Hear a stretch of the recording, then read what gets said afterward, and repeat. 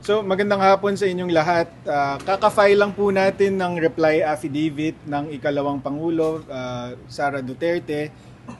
In response ito dun sa counter affidavit naman na final ni Ramil Madriaga noong April 14. Kasabay po nung House Justice Committee hearing, nagkataon yun din po yung araw na nag-submit siya ng counter affidavit dito sa Office of the City Prosecutor of Taguig.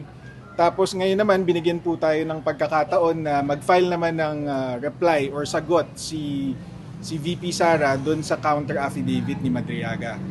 So, para sa amin, yung counter affidavit kasi ni Ramil Madriaga, hindi niya po nasagot yung mga ebidensyang linatag namin doon sa complaint affidavit ni VP Sara na nagpapatunay na hindi totoo yung mga sinasabi niya, imposible yung mga sinasabi niya tungkol sa pagtrabaho niya di umano kay VP Sara mula noong 2018 pa, pagbuo niya ng EC Pilipinas upon the instructions of the Vice President, pati yung pagbuo ng VP SPG, yung Vice Presidential Protection and Security Group, pati na rin yung, syempre yung pagdala ng limpak-limpak na salapi na confidential funds daw pala. So, dun sa 340-page complaint affidavit, napatunayan na po natin with the use of VP Sara's sworn testimony supported by 7 corroborating witnesses and overwhelming documentary evidence na imposible yung mga pinaparatang ni Ramil Madriaga laban sa kanya. So, as expected, nung nag-file ng counter affidavit si Madriaga, wala po siyang nasagot na maayos. And in fact, nung naglatag siya ng karagdagang ebidensya, lalo siyang nadiin kasi na-discover namin na nagsisinungaling na naman siya. Papakita ko po sa inyo para makita nyo kung ano pong klaseng tao itong si Madriaga.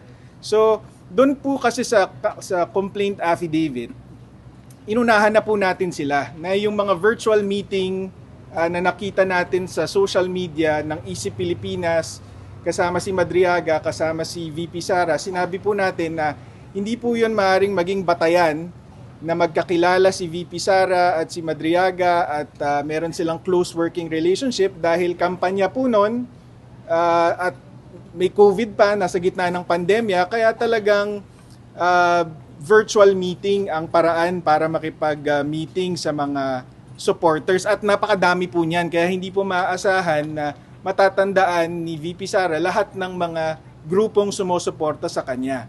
Okay, so anong sagot po ni Ginoong Madriaga? Sabi niya sa counter affidavit niya, kung totoo yung sinasabi mo VP Sara na outsider ako, bakit meron akong picture nitong virtual meeting kasama si VP Sara, si Senator Jinggoy Estrada at saka si Attorney Harry Roque. Ito po yung pinakita niya. So yan po, sabi niya, kung totoong hindi tayo close, kung totoong hindi ako malapit sa inyo, bakit kasama ako dito sa isang political meeting kasama ng mga ni VP Sara, ni Senator Jinggoy at saka ni Attorney Harry Roque. Yun ang sabi niya sa counter affidavit niya. Ang malas niya, nahanap po namin yung virtual meeting na yon. At ito po yun. Dito po galing yan. Dito po galing yan. Virtual meeting po yan ng isa pang parallel group, yung Sama-Sama. At naimbitahan lang po ng parallel group, yung ibang parallel groups katulad ng EC Pilipinas, kaya po naka-attend si Ramil Madriaga. At ang pinakamalaking bagay dito na sumisira doon sa storya ni Madriaga na close siya, napakadami po nang nag-attend dito, 92. At least 92 po yung attendees. So, ganun pong klaseng tao si Madriaga, ano po. Pati yung ganong klaseng meeting na standard ng mga panahon na yon, papalabasin niya na yun yung pruweba niya na insider siya. Pero ang totoo, yun nga po, napakadami pong pumunta. At hindi po siya yung nag-organize ng meeting niya. So, yun po, yun yung isa lamang sa mga linabas natin ngayon sa reply affidavit na nagpapatunay na napakasinungaling talaga nitong si Ginoong Madriaga. So, isasama Nakapag-ano sila ng kanilang anti-classification just today. Mhm. Parang tinig kasi nila yung mga statement na ating material. Opo. So sa akin po, ang opinion ko po dyan is, yun po ang sukatan.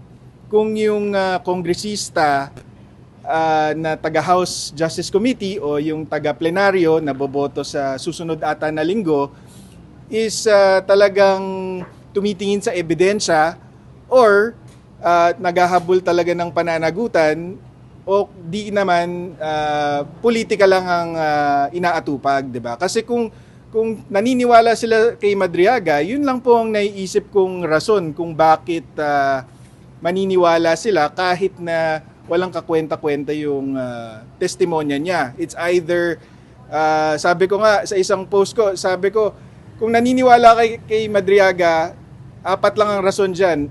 Una, tamad ka mag-research at naniniwala ka sa nababasa mo sa balita. Number two, pwedeng DDH ka, diehard Duterte hater at pinapaniwalaan mo lahat ng masasamang sabihin tungkol sa mga Duterte kahit walang basihan. Or three, alam mong nagsisinungaling si Madriaga pero wala kang respeto sa sarili mo, wala kang respeto sa publiko na kaya mong panindigan at pangalandakan sa tao na credible si Madriaga para lang itulak yung political agenda mo. Or pang-apat, bayad ka para sabihin na naniniwala ka sa kanya. Para sa akin, yun lang ang rason kung bakit sasabihin mong naniniwala ka kay Madriaga. Sir, kasama ba sa yung sinasabi ng NBI na na-confirm na she tried to visit Madriaga sa BJMP? Hindi pa ho yan kasama dahil hindi po yan kasama doon sa first Madriaga affidavit. Pero ang masasabi ko po doon is pang ilang version na po ng storya yan ni Madriaga tungkol dyan sa visit na yan. Kung matatandaan nyo, yung unang version ng story is according to Attorney Palad sa isang interview, binisita daw 2 beses ni VP Sara si Ramil Madriaga sa BJMP para daw pigilan mag-testify. Wala pang isang linggo, lumabas na si Secretary John Vic Remulla para sabihin na hindi totoo yan. Ang binisita talaga ni VP Sara ay si Congressman Arnie Teves. So napasinungalingan na siya, kaya nung humarap naman siya sa House Justice Committee, bago na naman ang kwento niya. Ang sabi niya ay nakita niya lang daw dumaan si VP Sara doon sa hallway ng BJMP, kumaway daw sa kanya, tapos pinatawag siya ng warden, may nag-abot ng telepono, tapos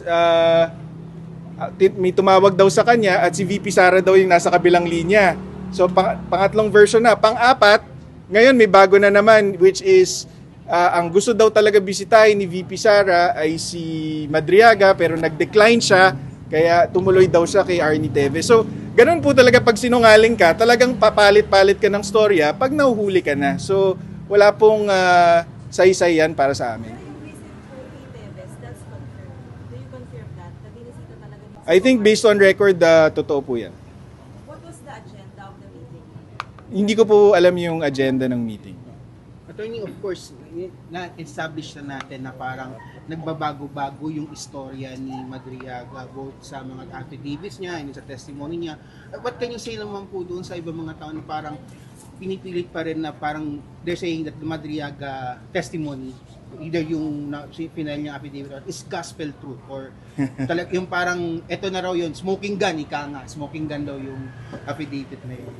Yun nga, sabi ko, 4 na rason lang ang dahilan kung bakit mo sasabihin nakapanipaniwala si Madriaga, no? So, and I think naman, dahil nga, nung April 14, biruin nyo, wala pang formal na hakbang or sagot si VP Sara doon sa mga bagong alegasyon niya doon sa supplemental affidavit. Yung mga netizens na mismo ang nag-point out na imposible yung mga sinasabi niya, katulad nung sinabi niya yung si Tanya Gaisanoli, yung painting na nasa opisina ni VP Sara, si Senator Amy Marcos at si Yuse Claire Castro nagkasundo for the very first time para sabihin na hindi totoo, nagsisinungaling si Madriaga tungkol dun sa term sharing deal na nangyari di umano between PRRD and PBBM.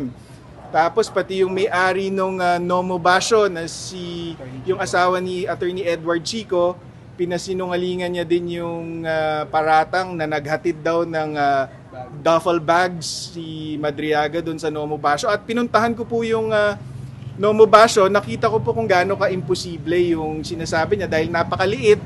At nung araw na sinasabi niyang pumunta siya, meron pong exclusive Christmas party nung gabing yon na wala po doon si Reynold Monsaya, kagaya ng inaakusa niya. So, yun nga, napasinungalingan na naman siya. Meron pang yung Lubaw. 'Di ba? Sabi niya nagdeposito siya ng cheque sa isang bangko sa mall sa Lubaw.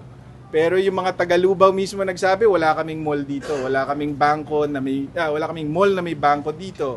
Pati yung cheque na inintroduce niya as evidence na from Land Bank, from Dishud branch daw, may nagsabi po sa atin na wala naman pong Dishud branch, may ATM lang daw po doon ng Land Bank, wala naman pong actual bangko. Attorney, ay naman ang pangunahan na naman ang kapatunayan na talagang si Madriaga ay nagsisisi. Kumpiyansa po tayo kung patas ang labanan. Gayunpaman, alam po natin yan from the start na ang Office of the City Prosecutor, syempre ay nasa ilalim yan ng DOJ, Department of Justice, at ang Department of Justice ay, of course, nasa ilalim ng Pangulo.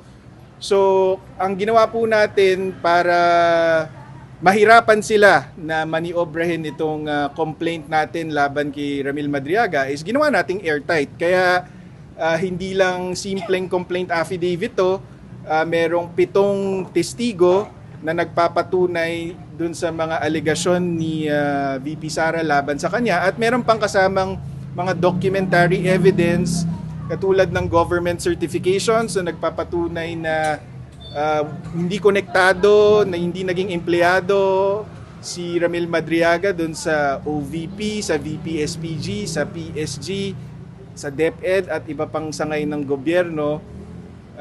Tapos meron din tayong text message na nagpapatunay ng motibo ni Madriaga. Meron siyang text message kay Lieutenant Colonel Dennis Nolasco. Ang sinasabi niya doon, Nolasco, sabihin mo na lang na yung confidential funds sa akin mo ibinigay at ako na lang magpapaliwanag kung saan ko dinala.